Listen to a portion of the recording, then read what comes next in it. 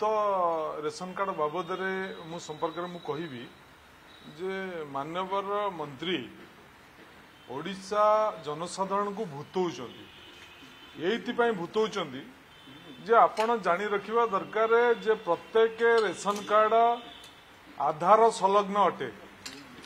जदि आधार संलग्न अनुसार रेशन कार्ड हैला जहाँ को कि भारत सरकार स्वीकृति कर देइचंदे आधार कार्ड को तेणु आधार कार्ड ताले मिछ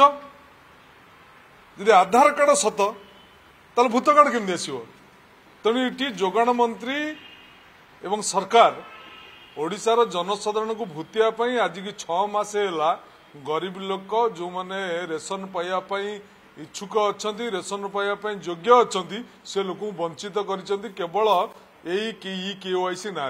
एवं ई केवाईसी कि एपर्यंत सी सेमिति किसी सॉफ्टवेयर डेवलपमेंट कलेनी सेमिति किसी आप डेवलपमेंट कलेनी जो कि बाहर राज्य में थिबा लोक माने ई केवाईसी अपडेट करेंगे तेणु ई केवाईसी अपडेट करिया को राज्य भीतर को आसवाक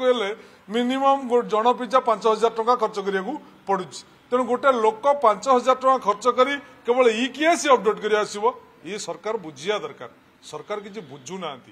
मूलरू कहुई सरकार लोक भूतौछंती।